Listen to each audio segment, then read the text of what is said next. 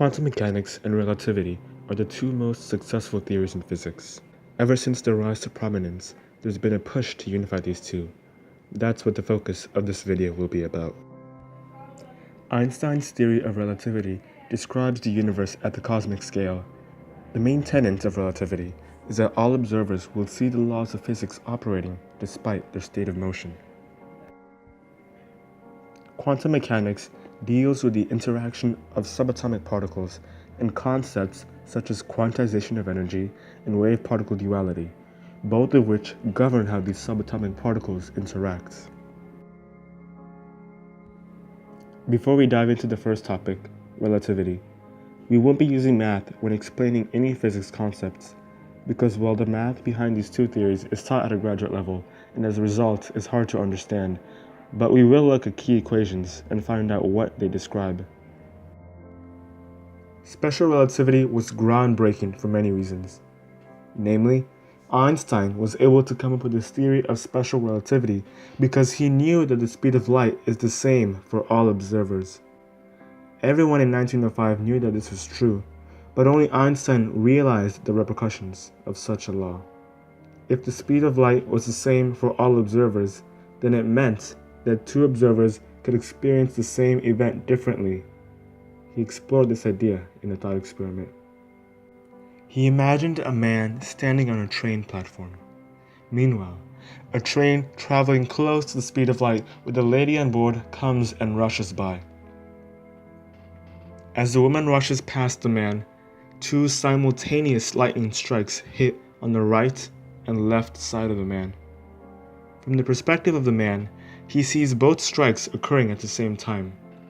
But the genius of Einstein was that he realized that the woman on the train would perceive the right lightning strike occurring first because she was traveling towards it.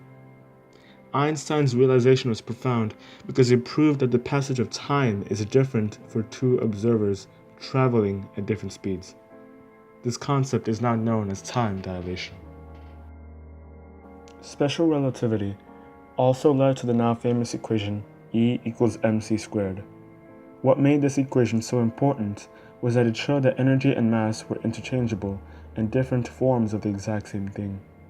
It also reinforced the notion that nothing can travel at the speed of light or greater than the speed of light, because as it travels at a faster and faster velocity, its mass would increase to the point where it would require an infinite amount of energy to now move the infinite amount of mass. Einstein's success with special relativity made him want to generalize his ideas to encompass not only special cases, but general ones as well. Once again, it was a breakthrough that led to the development of general relativity. In this case, Einstein realized that there is no difference between gravity and acceleration. But it's important for me to pause here and consider the context surrounding Einstein's life at this point. Germany was entering World War II. His marriage was falling apart. His wife had gone to Switzerland with his kids, and now he's left alone in Berlin.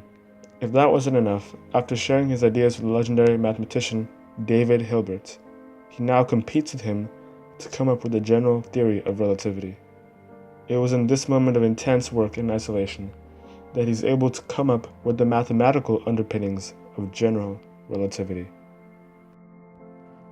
His theory can be simplified to this simple equation that describes the universe at the cosmic scale. G describes the mathematical geometry, which equals 8 pi times g over the speed of light to the fourth, times t, which is the distribution of mass and energy. Needless to say, after general relativity, Einstein was guaranteed to go into the Hall of Fame alongside giants like Isaac Newton. But after general relativity, Einstein was struggling with the new area of physics that was describing the subatomic world. Unlike relativity, this new field wasn't pioneered by one person, but with people like Max Planck, Werner Heisenberg, Erwin Schrödinger, and Niels Bohr.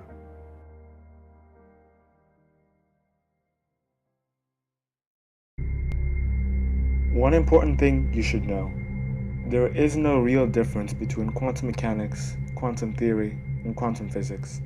It's simply different terminology referring to the same thing. The field of quantum physics arose over decades, and ultimately many confusing results and strange phenomena led to the development of what we now call quantum mechanics.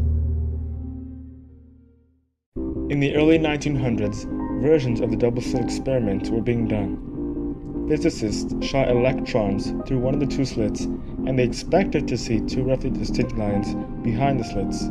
But instead, they saw an interference pattern with the biggest pattern at the center. The implications of the double-slit experiment troubled physicists for a long time. How was it that a single electron could go directly between the two slits? How could electrons form an interference pattern if they were particles?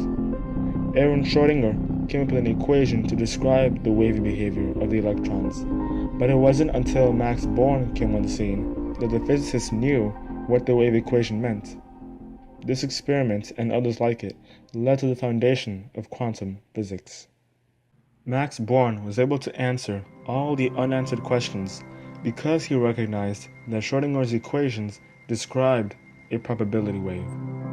The wave describes where the electron would most likely be at a given point in time. This experiment, and others like it, led to the introduction of quantum concepts and settled the debate on the nature of light as both having a particle and wave-like properties. We now call this concept wave-particle duality. An interesting property of quantum systems is something called quantum superposition. Quantum particles can exhibit multiple properties at the same time until they're measured. An electron, for example, can have a spin, a type of angular momentum. When the electron is in a magnetic field, until it is measured or observed, it can have multiple spins, implying that physical properties don't exist until they're measured. It would be as if a coin that was flipped was both heads and tails simultaneously until you looked at it. Another interesting property of quantum systems is something called quantum entanglement.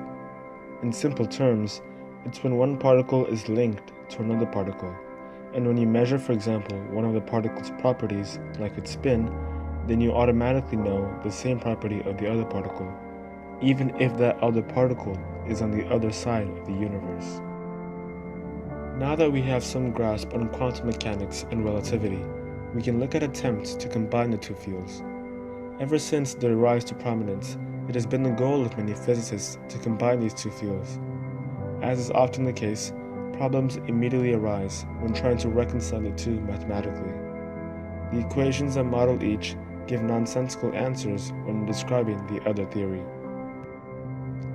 On a deeper level, the two theories are fundamentally opposed.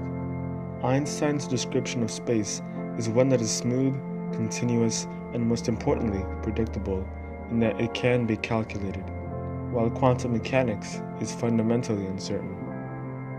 Due to the uncertainty principle, you can never really know with exact certainty where a particle is and its speed. Due to superposition, a particle is in multiple states, and when you observe it, you change the state it was previously in. These opposing views are the reason why these two theories haven't been combined yet. String theory has been at the forefront in attempting to unify quantum mechanics and relativity by using strings. One thing you should know, it's impossible to see subatomic particles because the light waves are so big they don't touch them, and as a result can't be reflected into your eyes. These strings then make up the building blocks of the subatomic particles that we can't see. The way string theory unites quantum mechanics and relativity is that it's built on the assumption that subatomic particles are made out of strings, and every different subatomic particle is just the same string vibrating differently. By using 11 dimensions, the math can work in a way that allows string theory to work. String theory hasn't been experimentally verified, but it certainly tries to be a possible answer to a challenging physics problem.